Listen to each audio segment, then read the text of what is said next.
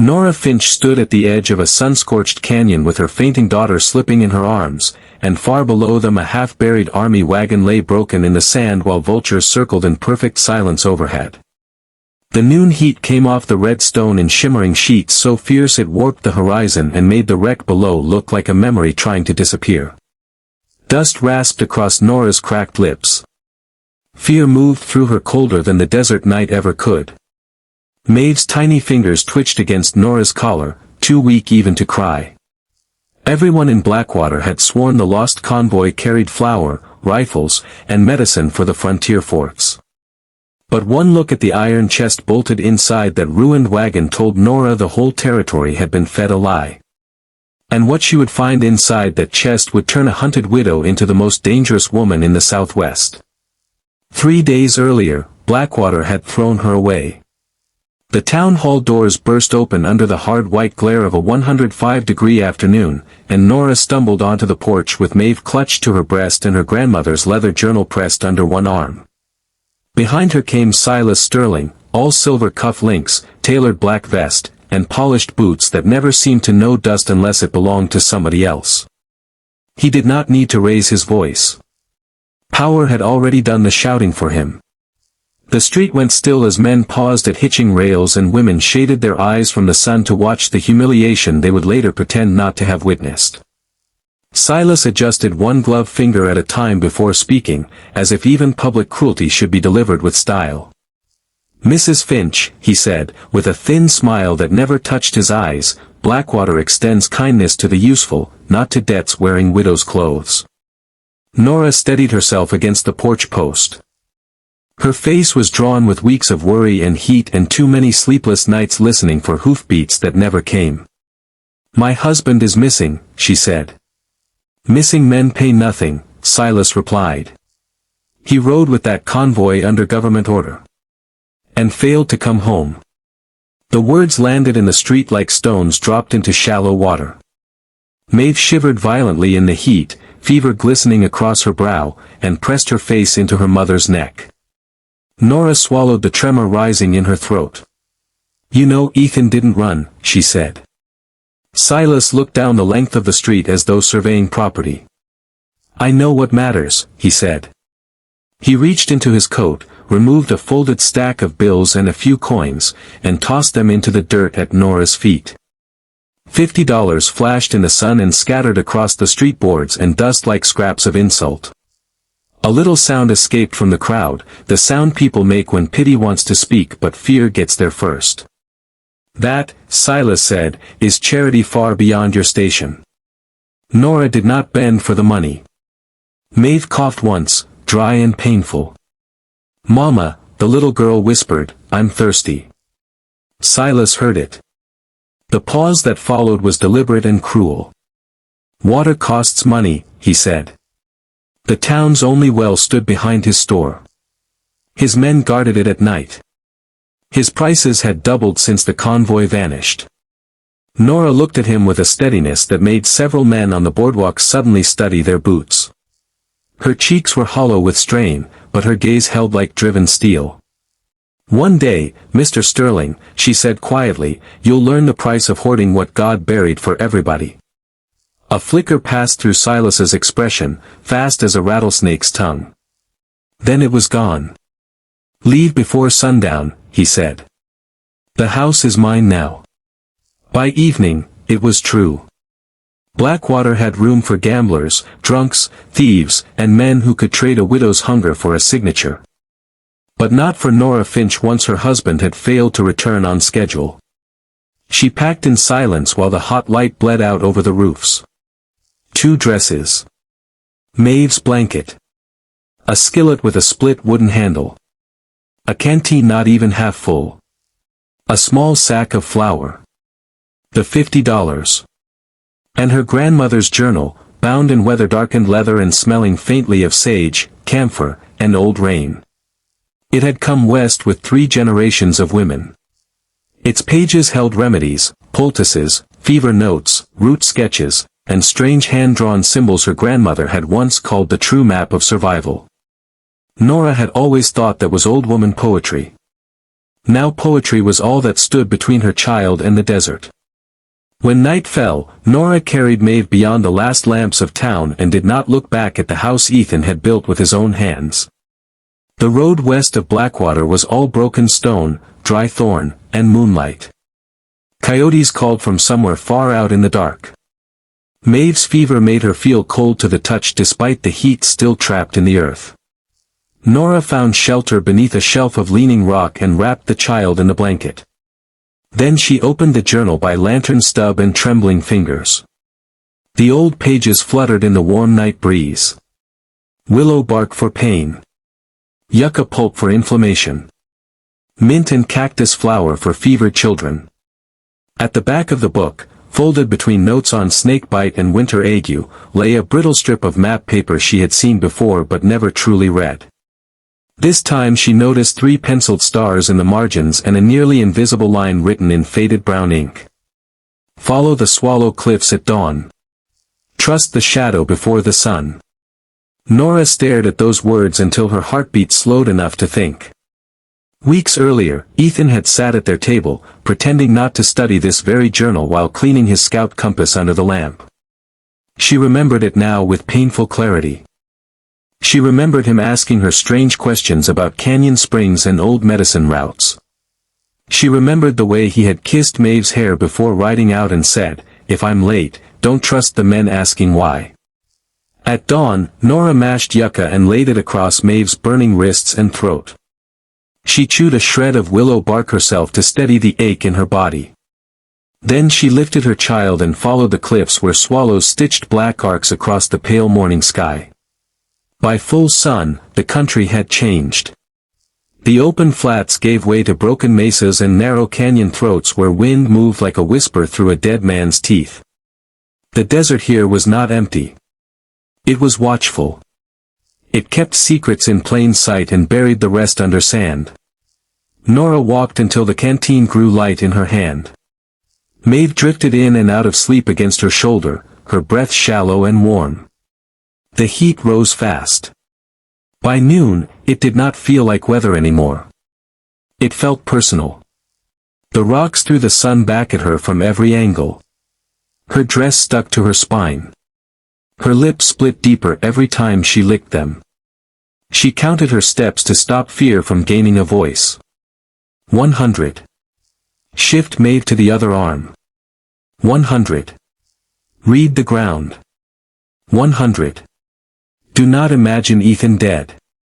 Near a fork of stone shaped like a claw, she found the first sign the map was telling the truth.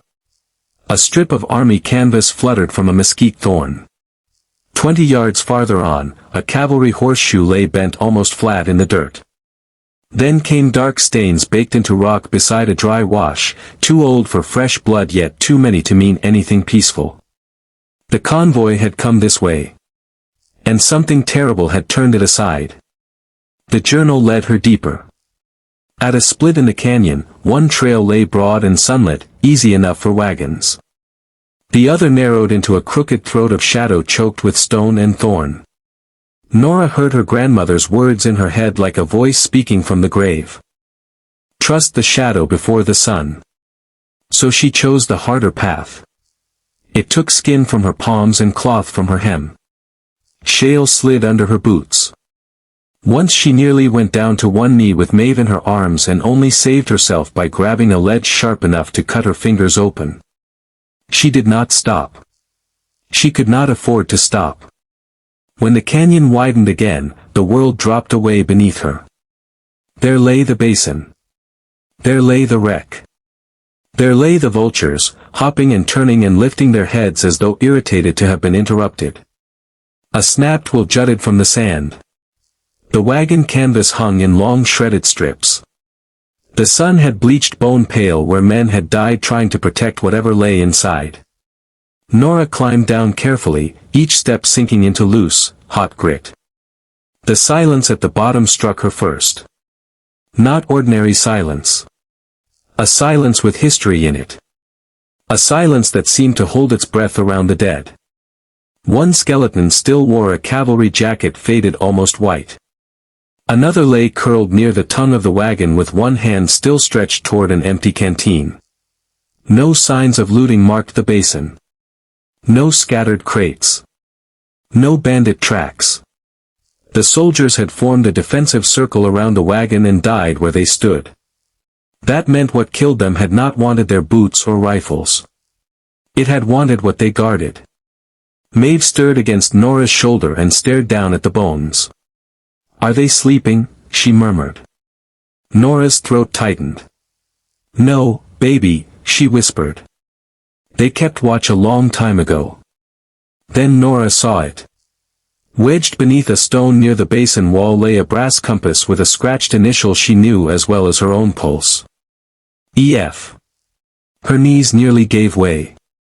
She turned it over in both hands, and memory pierced her harder than the desert sun. She had engraved those letters for Ethan on their second anniversary while laughing at how often he lost his bearings in town but never in wild country. Now his compass had led her here without him. She searched the basin for any sign of his body. A scout scarf snagged on cactus. A broken boot heel. A cartridge pouch half buried in sand. But no certainty. No grave she could name as his. Hope rose in her like pain. If Ethan was not here, then perhaps he had escaped. Or been taken. Or hidden something for her to find. The iron chest sat bolted inside the wagon bed, half-shadowed under torn canvas, its corners blackened with heat and age and bad intentions. The lock had been struck with bullets but never opened. Nora searched the wreck until she found a bent pry bar and a cracked mallet beneath a crate. Then she set Maeve in the wagon shade with the blanket and went to work. Metal screamed under the first blow. The second barely moved the latch. By the 10th strike, her shoulders felt aflame. Sweat dripped off her chin and darkened the sand. Maeve whimpered weakly behind her. "I know, sweetheart," Nora whispered through clenched teeth. "Just a little more." She drove the pry bar deeper into the seam and threw her whole weight against it. Something gave with a harsh, ugly snap. The lid shifted. A smell of cedar oil, old paper, and machine grease breathed out from inside. Nora lifted the lid and stared. There were no sacks of flour. No cartridges. No army rations. Inside lay bundles of official deeds tied in waxed ribbon, survey maps stamped with federal seals, folded claims charts marked in blue ink, and oilcloth packets of handwritten medical formulas copied in different hands across decades. For one stunned moment, the entire desert seemed to go silent around the revelation. She picked up the top document and read just enough to understand its danger. Underground spring rights beneath the Blackwater Valley, registered claims to water access running under land Silas Sterling had spent years declaring barren, silver mineral deeds proving the ridges west of town held untapped seams rich enough to redraw every trade route for 100 miles. And beneath those, packed with almost reverent care, were notebooks of medicinal formulas for lung fever, wound infection, wasting cough, child ague, snake venom, and heatstroke, each recipe keyed to plants that grew wild across the canyon country. Her grandmother's journal had never been an oddity. It had been a fragment. This chest held the missing whole. At the bottom rested a sealed letter with its edge torn open. Nora unfolded it with shaking fingers and read by the slatted shade of the ruined wagon. If Sterling acquires these claims before public registration, the Blackwater water table and adjoining routes will fall under unlawful private control. Escort under armed protection to Santa Fe registrar without delay. Nora lowered the paper and went cold in the killing heat. Silas had not merely profited from the convoy's disappearance. He had needed it to vanish. He needed those deeds buried in sand. He needed Ethan erased. He needed the territory thirsty and obedient. Maeve's soft cry snapped Nora back to motion. She searched the remaining crates and found sealed water tins buried under splintered planks. When she pried one open and tipped the cool mouth of it to Maeve's lips, the child drank in trembling gulps so desperate Nora nearly broke apart watching her. Then Nora looked beyond the wreck and noticed a strip of improbable green threading through the stone. Small desert reeds. Wild mint. A line of moisture-loving plants that had no right to exist in that basin unless something hidden ran beneath it. She followed the growth to a cleft in the rock where water seeped clear and steady from the earth. Not a puddle. A spring. A living vein. Cold enough to shock her fingers. Nora laughed then, a rough breathless sound on the edge of tears. The journal had not guided her to a grave. It had guided her to the future. That first night in the basin, she rigged shelter from wagon canvas and scavenged boards. She brewed fever tea from notes in the journal and formulas from the chest, letting willow and mint and bitter root steep in a blackened tin pot over a small shielded fire. She bathed Maeve's face with spring water. She wrapped the child in dry canvas warmed at the fire's edge. And while the canyon walls turned purple under the stars, she buried the soldiers one by one with all the dignity rock and haste would allow. When she came to the unmarked absence where Ethan should have been, she stood with the scout compass in her palm and refused to surrender hope. At dawn, while stripping a damaged saddle for usable leather, she found a narrow strap tucked beneath the seat. Inside was a scrap of paper, sweat-stained and folded small. It held only one line in Ethan's handwriting. If you found the spring, don't go back to Blackwater poor. Nora pressed the note to her lips and closed her eyes. He had known enough. Not enough to save himself, perhaps, but enough to leave her a path no decent man would ever call luck. So she stayed. The next days were brutal, practical, and exact. She patched the best wool from the wreck. She salvaged nails, hinges, canvas, and iron hoops.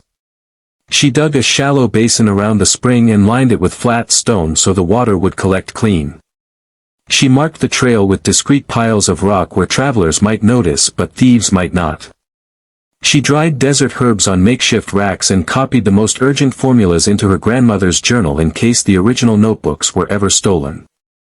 Then she painted a sign on a plank using lampblack, axle grease, and steady hands. Water fairly priced.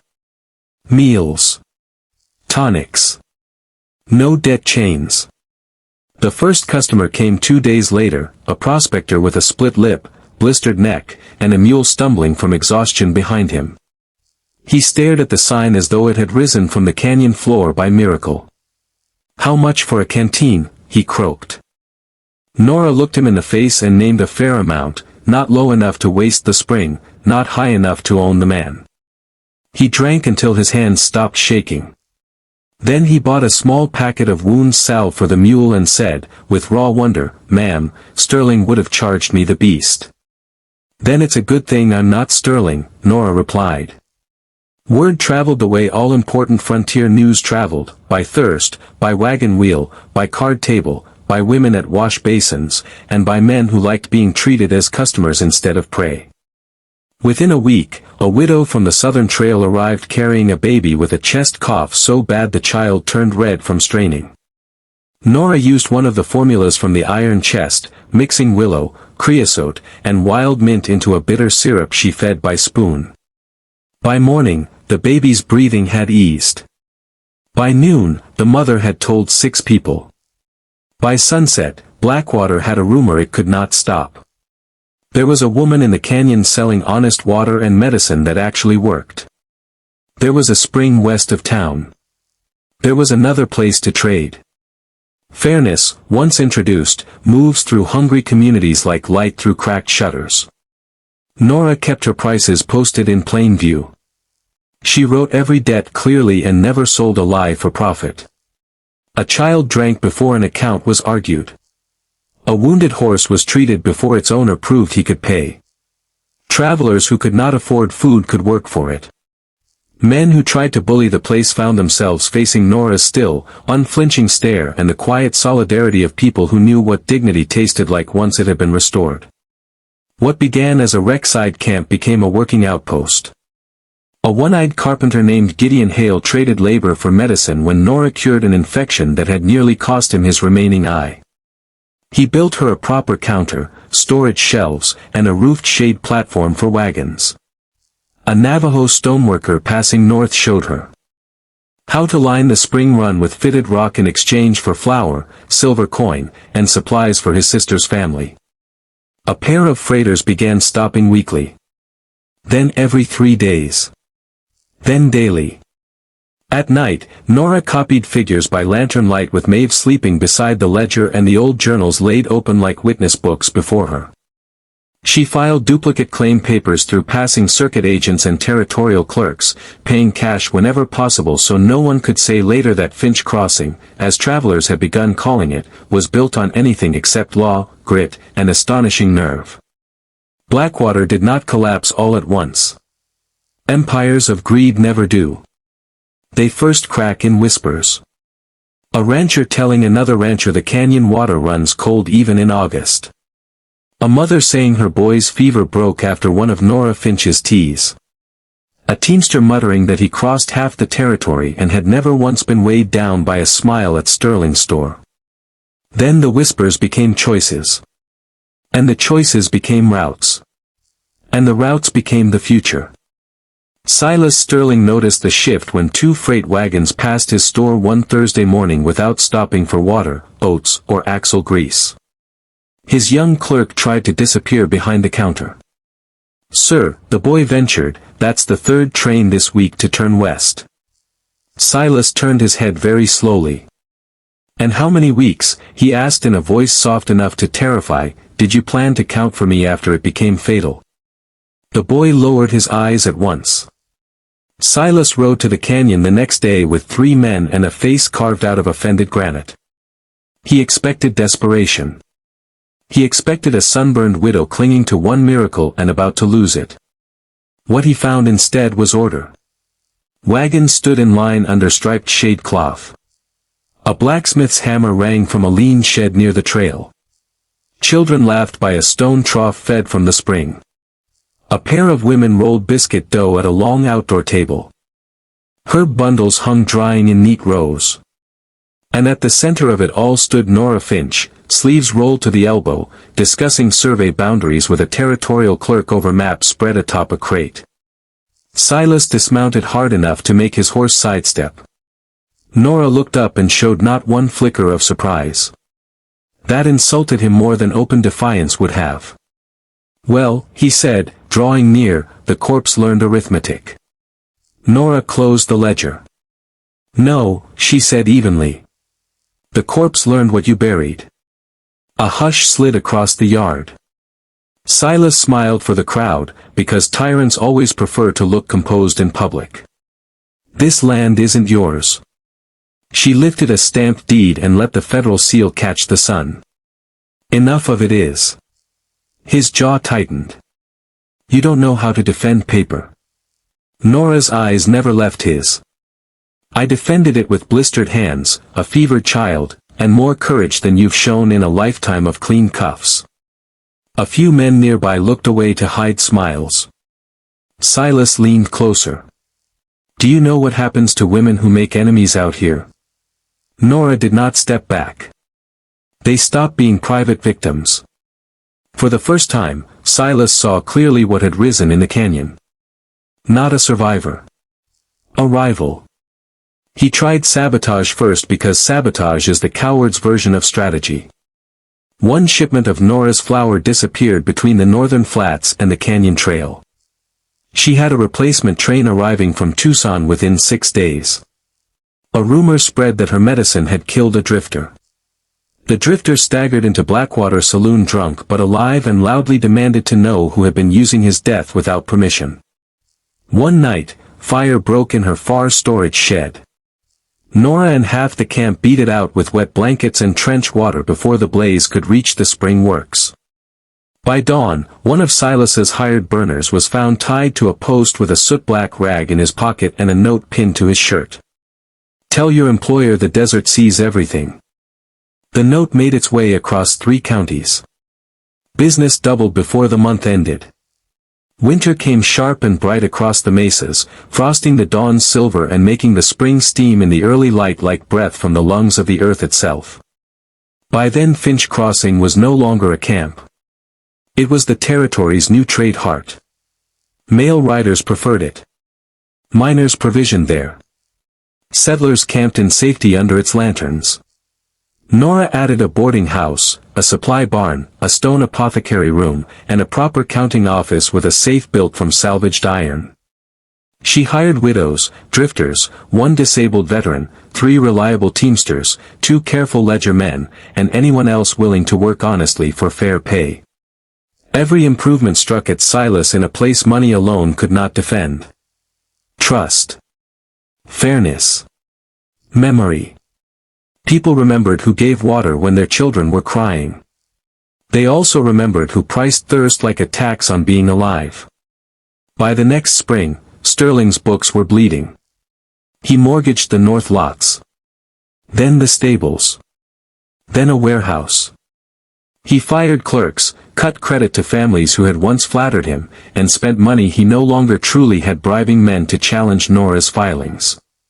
What he discovered too late was that Nora had filed duplicates in Santa Fe, Tucson, and a territorial registrar's office farther east, each document sealed properly, copied exactly, and carried by writers whose loyalty had been bought not with fear but with prompt payment. That was when Silas understood the worst humiliation of all. She had learned how power moved. And she had learned it better. The foreclosure notice arrived in Blackwater on a windy March morning and spread down the street faster than church bells. Silas Sterling's holdings would be sold at public auction. Storehouse. Stable yards. General store. Town hall shares. Residence. Well rights. Central estate. By dawn on auction day, the square was packed shoulder to shoulder with ranchers, creditors, prospectors, clerks, widows, drunks, teamsters, and half the souls who had once bowed their heads when Silas passed. He stood near the auction platform in a black frock coat that still fit but no longer ruled the room. His face had aged a decade in a season. He looked less like a king than a portrait somebody forgot to dust. Then Nora arrived. Conversation did not merely stop. It withdrew. She stepped down from a lacquered wagon trimmed in brass, not gaudy, not showy, just unmistakably expensive in the way real success never needs to beg for attention. Her dress was deep emerald silk with a navy walking coat edged in dark braid. Her gloves were kid leather. Her hat was pinned low against the wind. Maeve, healthy now and bright-eyed, held her hand as they crossed the square. Behind Nora came merchants, workers, freighters, and settlers whose fortunes had risen with hers because she had built prosperity instead of a chokehold. Silas stared at her with something deeper than hatred. Recognition. He was looking at the future and seeing that it wore the face he once dismissed. The auctioneer began with lesser parcels. A rancher took the dry acreage. 2 creditors split the old warehouse. A cattleman bought the north pens. Silas stood rigid through all of it, conserving whatever remained of his pride for the core holdings. Then the general store opened for bids. Nora raised one gloved hand. A merchant countered. She lifted again without hurry. A banker joined. She answered with calm precision. No flourish. No heat. Only inevitability. The store became hers. Then the stable yard. Then the central row. Then the hall shares. Each time another bidder tested her, she stepped cleanly over them as if climbing stairs she had always meant to ascend. Finally came the last and largest parcel, Silas Sterling's residence, the well, and the controlling estate rights that had once made him Lord of Blackwater. The crowd pressed in so tightly boots scuffed the platform posts. The auctioneer named the opening price. Silas bid on his own ruin. A murmur rolled through the square. He bid again before anyone answered, as if speed alone could outrun insolvency. Nora waited. Silas raised once more, his voice sharper now, stretched at the edge. He was no longer bidding with money. He was bidding with the ghost of who he had been. Then Nora spoke for the first time all morning. I'll cover in full today. The words cut through the wind like a drawn blade. Every head turned. Silas swallowed and named another number he could not possibly meet. Everyone knew it. He knew they knew it. Desperation stood naked on him. Nora lifted her hand one last time and overbid him by a clean brutal margin that landed like divine arithmetic. The square went silent enough to hear a loose sign knock against a post. The auctioneer looked to Silas. Silas opened his mouth. Nothing came. He was a man reaching for water in a dry well of his own making. Sold, the auctioneer declared, bringing the gavel down with a crack that seemed to split the old order in two. For one breath, nobody moved. Then applause began somewhere near the back, hesitant at first, almost disbelieving. A miner joined. Then a widow. Then freight hands. Then half the square. Soon the sound rolled through Blackwater like thunder returning to a thirsty valley. Silas did not bow his head. He simply stood there and took the noise as if each clap were a shovel of dirt. After the papers were signed and the sums recorded and the last seal pressed into wax, he approached Nora on the courthouse steps. Maeve stood beside her in a blue ribbon dress, one hand in her mother's gloved fingers. Silas looked pale under the desert sun. "You'll enjoy this for a spell," he said hoarsely. "Then they'll remember what you are." Nora regarded him without contempt and without softness. "What am I, Mr. Sterling?" His mouth twisted. "A woman who got lucky in a canyon." She answered so quietly that the words made everyone nearby lean in to catch them. "No," she said. "I'm a woman who kept walking after men like you mistook mercy for weakness." He had no reply. By summer, Blackwater looked different from Nora's balcony. And yes, it was her balcony now. The big house above the square had been opened to light, widened with new awnings, repainted in cool pale colors, and planted with pots of green brought from the spring road at Finch Crossing. Below her, the town moved to a new rhythm. Children ran where debt notices once nailed doors shut. Lanterns glowed over fair-wage shops. Wagons rolled in from both east and west because Nora had joined the old boomtown to the canyon spring instead of forcing one to kneel to the other. That morning she had done the one thing nobody expected. She had given Silas Sterling a small cottage on the edge of town, whitewashed, plain, and sufficient. Not grand enough to flatter him. Not mean enough to degrade him. When he came to receive the deed, he would not meet her eyes. "Why?" he asked, suspicion drying his voice to parchment. "Why offer me anything at all?" Nora signed the final line, blotted the ink, and slid the paper toward him. "Because if I leave you in the street," she said, "I become part of the world that made you." Now she stood at dusk in navy and emerald silk, the last light turning the fabric to dark water. Maeve leaned against the balcony rail beside her, healthy, curious, alive, pointing at wagons below and naming colors with the seriousness only children bring to miracles they survived too young to fully remember. From the canyon district came the smell of bread, sage, and horse leather. From the blacksmith yard came the ringing promise of industry. From the square came music, laughter, and the strange sound Blackwater had almost forgotten existed under Silas Sterling's rule. Relief. Yet beyond the town, the canyon still waited in deepening shadow. And Blackwater Canyon had not finished speaking. Ethan Finch had never been found among the dead. Some of the formulas in the iron chest referred to a second spring vein deeper in the stone, marked only by a storm symbol and the words beneath Thunder Rock. One deed packet had been tampered with before Nora found it, as if someone had removed a page meant to lead elsewhere. Men had killed for those papers once. Greed did not vanish simply because one tyrant had fallen.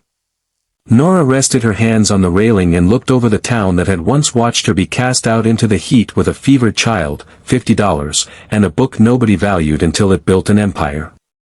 Now the same town looked to her for fairness, judgment, and courage.